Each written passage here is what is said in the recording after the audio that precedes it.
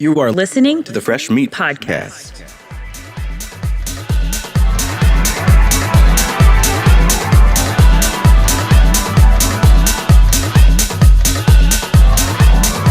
This is Fresh Meat Podcast from Chicago. So as I mentioned at the top of the show, our guest today is Vincent Floyd. And in a little bit, we are going to be getting into that DJ mix I told you about. But before we do, Vincent has been nice enough to sit down with me, and we're going to chat a little bit. We're going to have an interview, and I thank you for your time. So first of all, just thanks for taking the time to talk with me today, Vincent. Thanks for being interested. I appreciate it. I'm a huge fan, been a huge fan for years, so this is really exciting for me to get to know you a little bit better and hopefully have the people that listen to the show get to know you a little bit better as well. The way that I like to start these interviews is with something I call the origin story. So let's go before music. Let's go before when you became creative. Where were you born and where did you grow up? Oh, born in Chicago, Illinois. I suppose you'd call it the southwest side in a neighborhood. I suppose they call it Brainerd because that's the park nearby. So, and then walk me through a little bit, like what was growing up in the south side of Chicago like? What memories do you have from like that time that stick with you?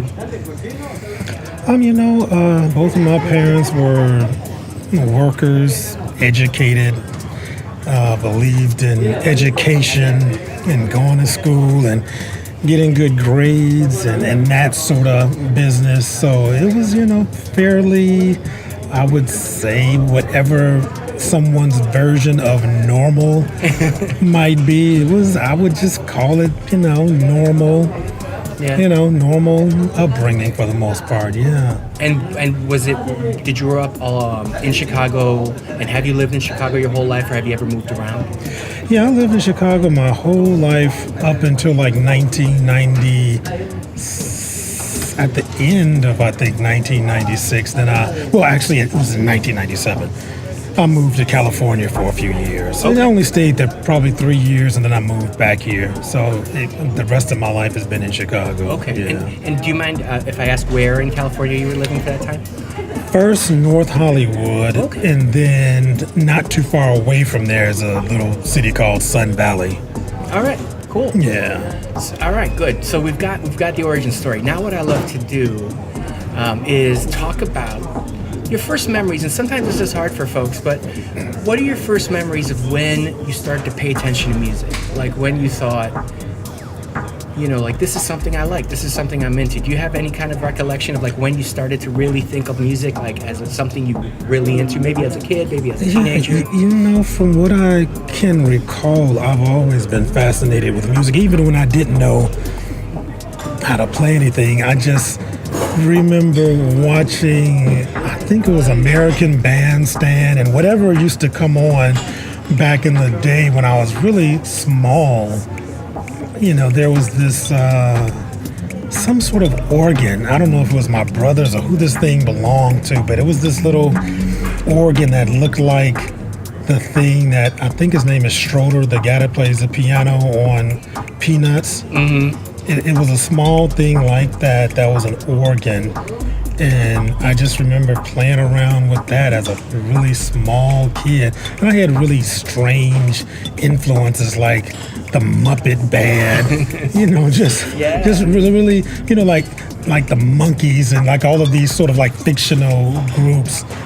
I don't know, I just I saw that and I just loved music and musicians and that sort of thing. Yeah, even silly stuff like the Brady Bunch when they hit their short-lived musical career. Yeah, I know it sounds silly, but I just remember like seeing people perform and being fascinated by it. Yeah, no, I think there's probably a lot of us who got our start from seeing people on television doing music, so you kind of get a little peek behind the scenes. Right, and you think, right. I want to do that. I think I like that. What's that all about?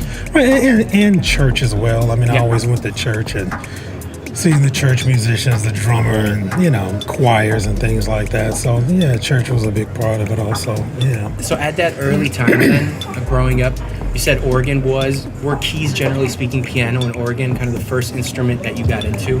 Yeah, I mean, that's just what I remember. I don't, it was something that I have no idea who it belonged to or where it came from, but I just remember this organ that I used to play. And then my parents bought me a drum set when I was like 5. Okay. And I made so much noise on it. I just remember coming home and it just wasn't there anymore. It was just like, I don't know what happened to it. I used to just beat it to death, and I just came home. I was like, "Where's this thing at? I'm about to make some noise," Oh, man. and it was gone. So That's awesome. Yeah. That's so cool. All right. So let's. I feel like we've got enough of the origin story for people to be able to see kind of where you started from, just a little kid. Right. Now I would love to know, and this is just what I love to hear always from folks who I've admired forever, is what were your first beginnings in thinking, hey, I want to make music, whether it was, or I want to be involved, I want to get behind the scenes and I don't know, I'd love to hear, like, was it as a keyboardist first? Was it as a producer first? Was it as a DJ first? What were those roots like? How did you get there? Yeah, I always had like a tape recorder, and I remember just recording different things. I've skipped Prince, which is like my biggest influence of them all, and seeing Prince on, I think, I don't know, probably American Bandstand again, something like that.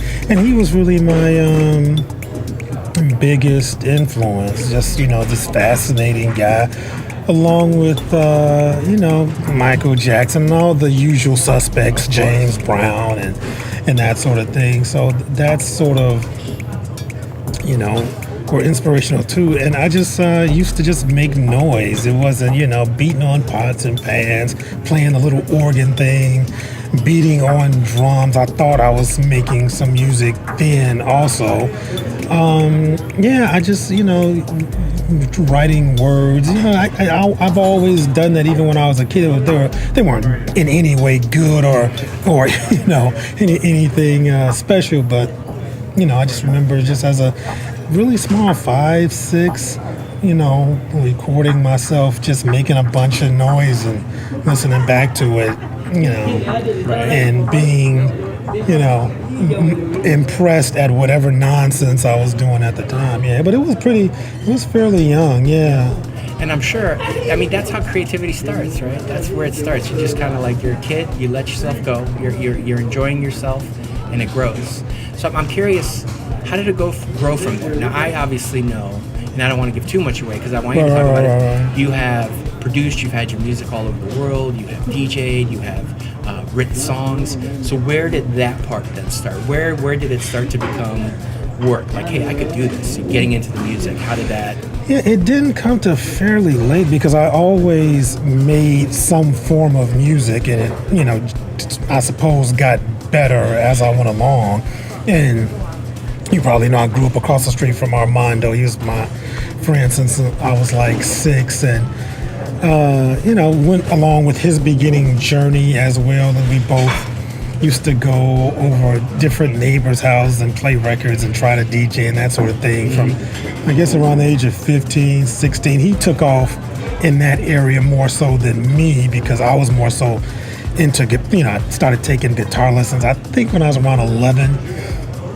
So I was more so on the live instrument side of things. Let me clear my throat for a second. So that was my thing. And I, like I said, I made, different tapes and things like that. And at some point, I let him hear different things that I was doing, periodically.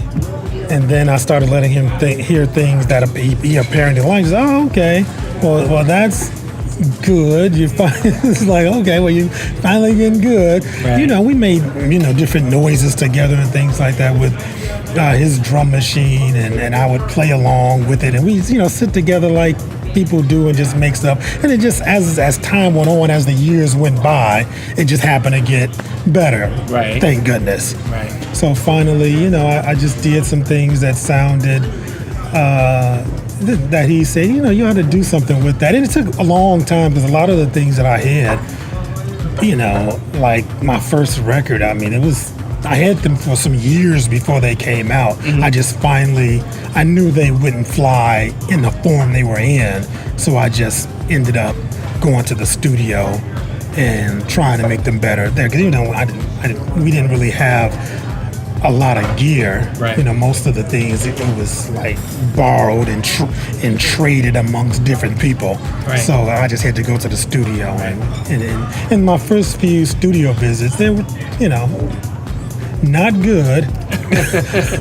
But You're still, you're like working with the engineer, you're getting right, and then I was paying for it also, so it was like, I'm watching these hours go by, and I'm, I wanted to, you go in, I'm gonna book 4 hours, which at $25 an hour, which of course isn't a lot now, but back then when you're like mowing lawns and stuff and doing different things to make and you're money. at 3.5 hours, you're like, we're not even halfway done with Yeah, the song. it was like, oh man, this is terrible.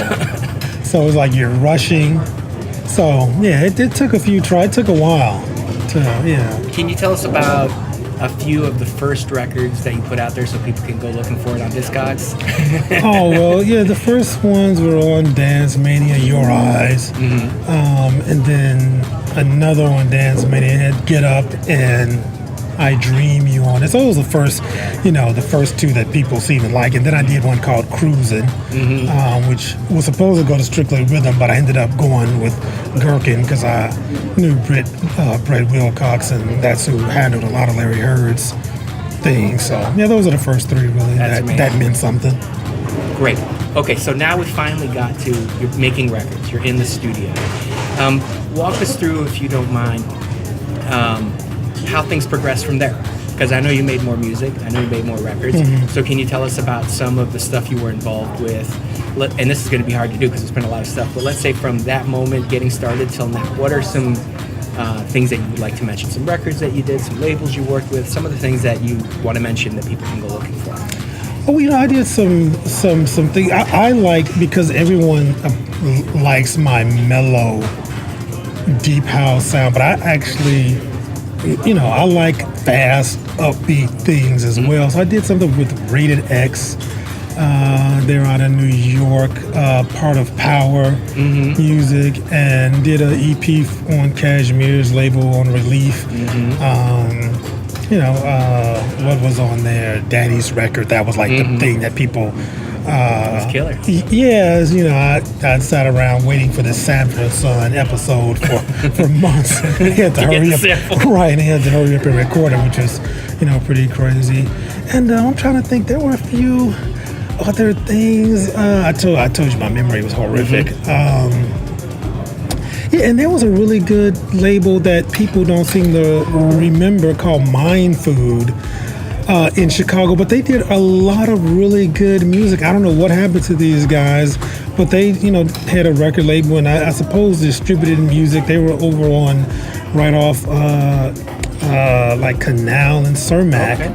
And I did. 90s or was it 80s? Yeah, this 90s, was like right? 96 or 5 or something like okay. that. Yeah, and it was a different vibe, but yeah, Mind Food was really, they had a lot of really good stuff. I don't know what happened to them, and I don't really hear a lot about them these days, but they, did something with them too. Very cool. Yeah. Very cool. And I know more recently you've been involved with labels like Rush Hour, right? Right, yeah. So do you want to speak to some of the more recent stuff maybe that folks can go looking for? Yeah, really lately, well, and you've had some re-releases of your older stuff. That was all through Rush Hour. Then some, they put out Moonlight Fantasy, which was basically a collection of things that I had done in the 90s also that I just had sitting on the shelf. I've done, what else? Saft. I really love that EP, and I did something with Tracks Underground. Okay. An EP, and it was some different music that I loved. That was about like a year and a half ago, maybe 2 years ago. And then I started my own label. I haven't done a lot with it, been busy, but it's called Dawn Notes Records, and it was basically a release of a lot of old things also. And I have something coming out on Dawn Notes by Wendell Long, who's another person. I actually met Wendell through Armando way back in the day, and he's another person that's he's done tons of records. Just a low key guy. Yeah. Has very, very good music in all genres, Yeah. R&B and rap. Yeah, Wendell too. I think like yourself has a wide range, Yeah. from the deepest all the way to like the hardest kind of techno thing, and just various sounds. Yeah, so I'm releasing. It should come out any day now. Vinyl's going really, really, really slow these days.